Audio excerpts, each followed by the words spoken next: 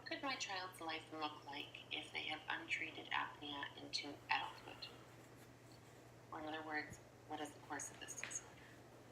If a child is not treated for sleep apnea, behavioral issues will persist.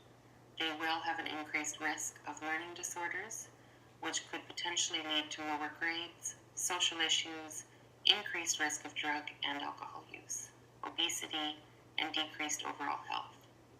In the event that they become an adult with apnea, the symptoms are very similar.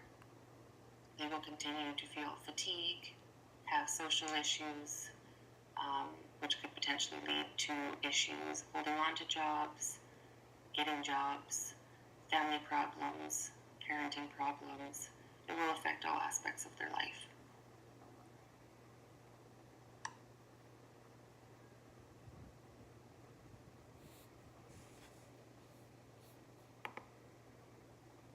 What could my child's life look like if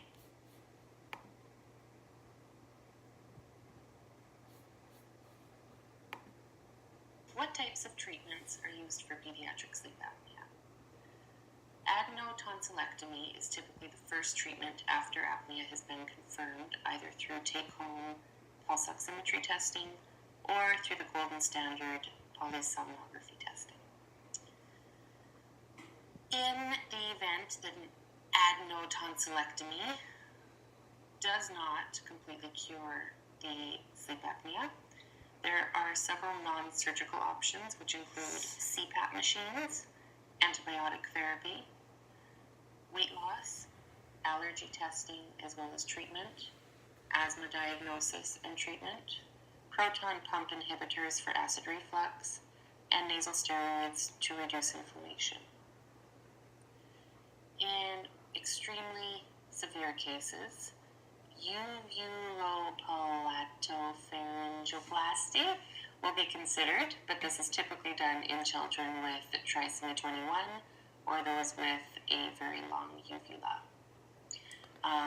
Another procedure that can be done in very severe cases is a tracheotomy in order to gain access to the airway.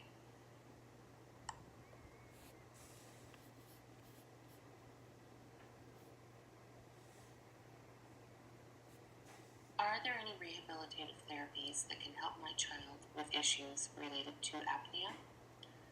Occupational therapists will be able to assist with behavioral challenges, following directions, participation, transitional periods, various exercises to help with body function, especially for those kids who have low or high muscle tone.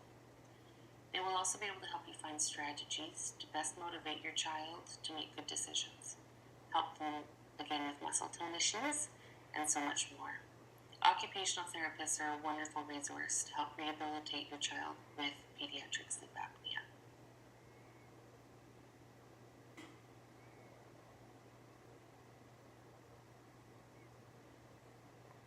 In the event that your child is having difficulties with speech, expressive or receptive language, or just navigating social landscapes with peers, a speech and language pathologist will most likely be able to help you. They will be able to assist with anything from articulation disorders, perhaps caused from muscle tone issues in the face and neck, to helping with impulsive speech and appropriate social behavior with friends and schoolmates.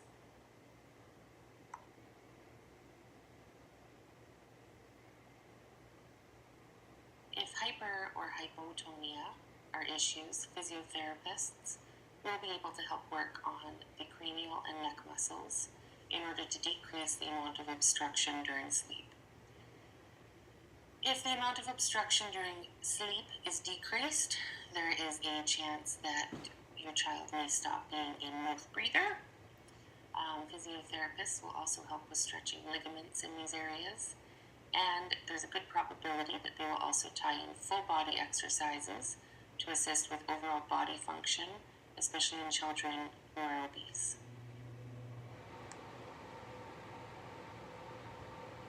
In summary, pediatric sleep apnea is a global health crisis that we currently do not have the resources to deal with effectively.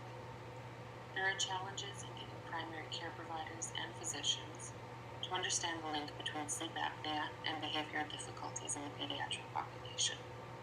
If children who had a diagnosis of ADHD, ADD, and other diagnoses similar to those were given the opportunity to have their sleep assessed, how much could we improve the lives of these young people?